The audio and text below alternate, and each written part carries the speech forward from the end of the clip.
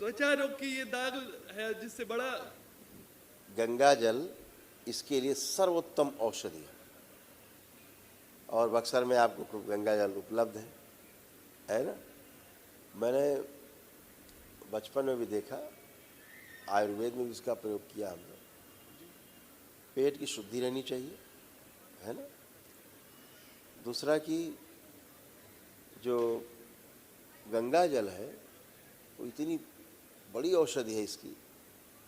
हमारे बचपन में मैंने देखा एक पड़ोस में एक लड़का रहता था, उसके मत्थे में बहुत सीधे सीधे मत्थे में, होठ पे, तमाम जगह था। हम लोग गंगा स्नान करने जाते थे सुबह सुबह। गंगा स्नान का बहुत शौक था, जबकि हमारे घर से गंगा जी कम से कम 10 किलोमीटर थी। हम बच्चे लोग अपना साइकिल उठा के कंपटीशन में सुबह सुबह ब्रह्म मुहूर्त में निकल जाते थे।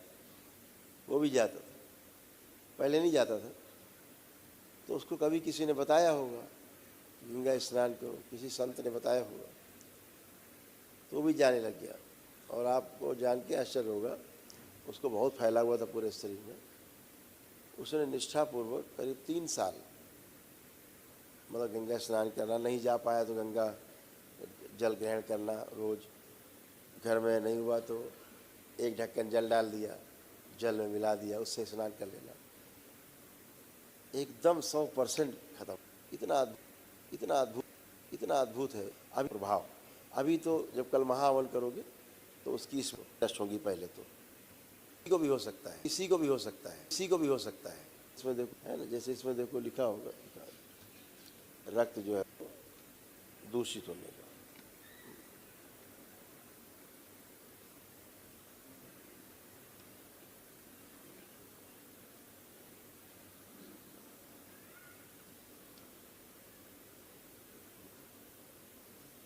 जैसे हम आपसे कह रहे हैं, कॉन्स्टिपेशन ना होने देना कभी भी, क्योंकि मेन समस्या शुरू होती कॉन्स्टिपेशन से ही।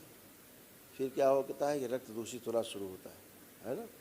और रक्त दूषित होता है तो तमाम समस्याएं होती। ये पितृ स्मृतियाँ ही होती हैं और कुछ नहीं। कभी किसी पितृ में रहता है तो फलित हो जाता है, उस पर जब वो पितृ आगे आएगा तो धीरे धीरे धीरे करके फलित होने लगेगा।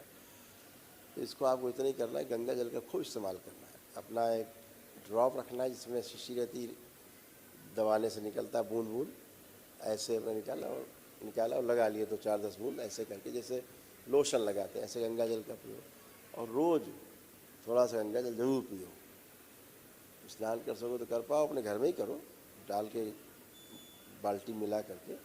इसका बहुत बड़ा प्रभाव होता है और स्मृतियाँ कल नष्ट हो ही जाएंगी इसकी, ठीक है। और ये पता है ना, आंखें बंद करो जरा, जो बच्चे में दाग है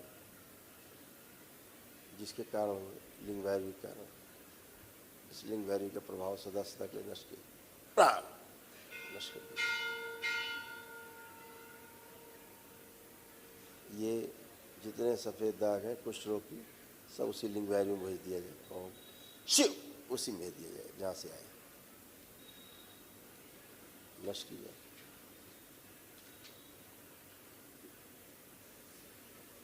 जब भी सफ़ेद दाग देखें तो जो इनका मनोबल गिर जाता है वो स्मृतियाँ नष्ट की जाए, मनोबल गिराने वाली, आत्मविश्वास गिराने, आत्मविश्वास और बढ़ा दिया जाए।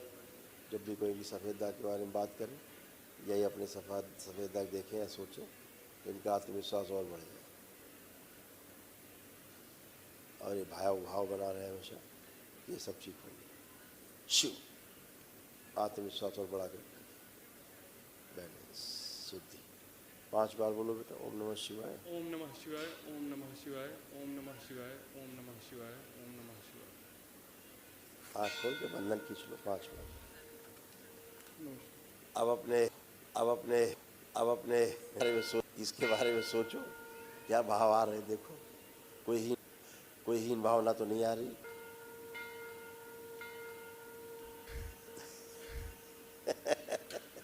अब तो है ही नहीं।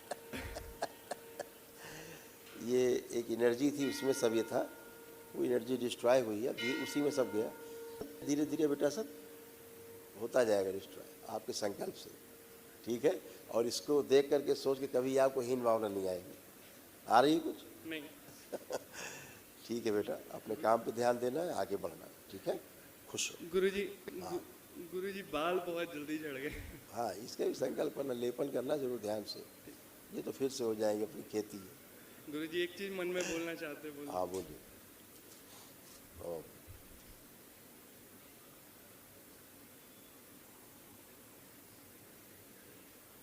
ठीक है, जो आप सोच रहे हो ठीक है, चिंता मत करो। बढ़िया। धन्यवाद गुरु।